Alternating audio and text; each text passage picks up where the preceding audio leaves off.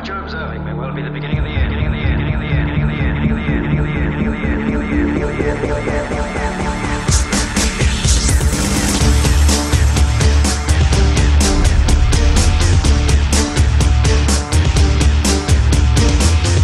end. This is a war, you know, it's a full-scale war.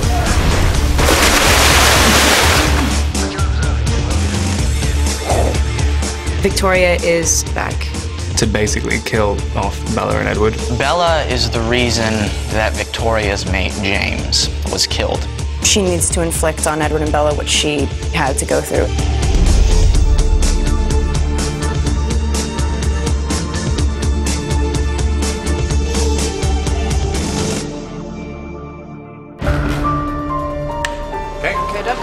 With James, it was a game. You know, it was a hunt. In this film, it's vengeance. Victoria is looking for revenge, and she's going straight after Bella. And then there's also a giant army of newborn vampires. They are the strongest vampires out there.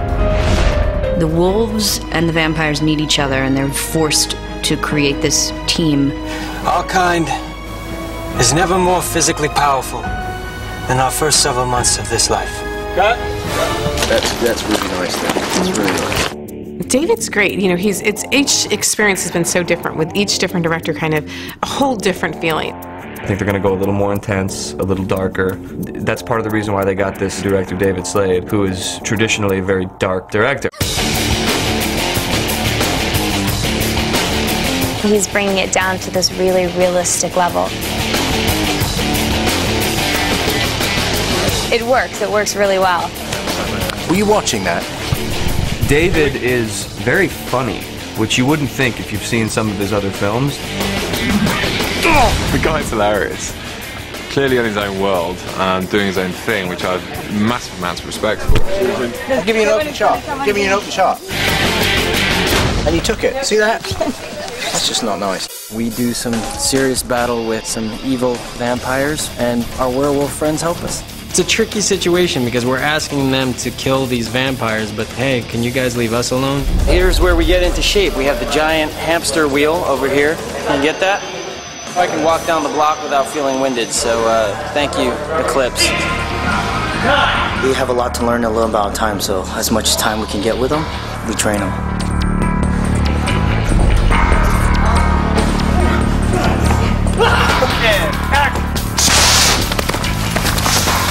Again! So you have a lot of action, and that's what us guys love. We're doing some intense stuff.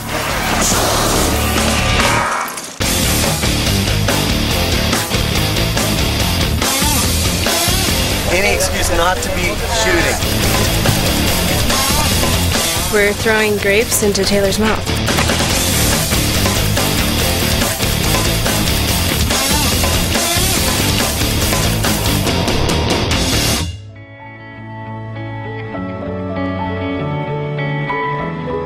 Edward and Bella, it all revolves around them.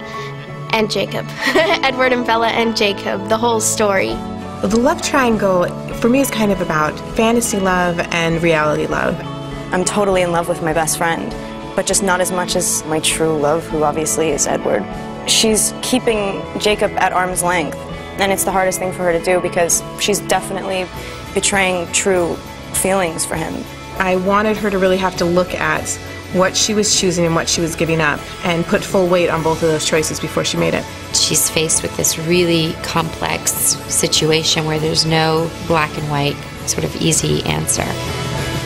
Will she give up her life, or will she give up her life? What will Bella do?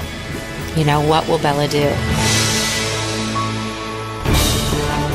Eclipse, it's neither day nor night. You know, it's kind of a turning point. It could turn back into day, or we could, you know, be thrust into darkness.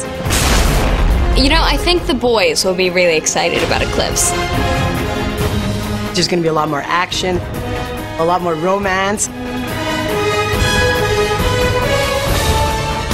know, I have a lot of anticipation. You know, there's just so much energy put into this. I just can't wait.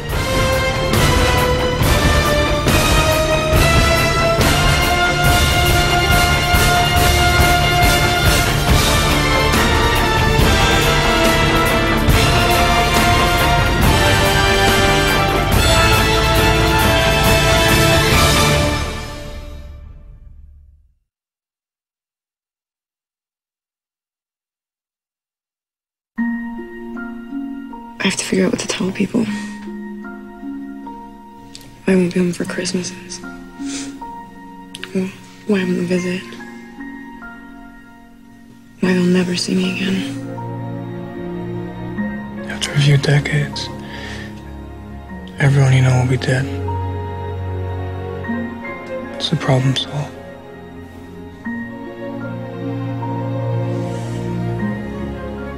Why are you so against me becoming like you?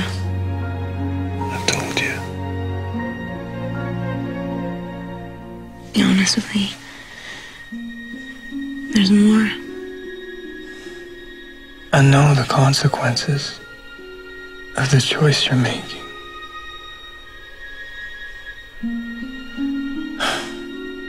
I've lived through it.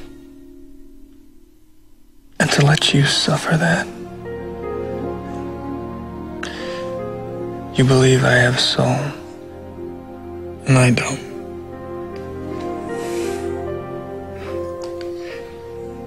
But to risk yours, just for the sake of never having to lose you,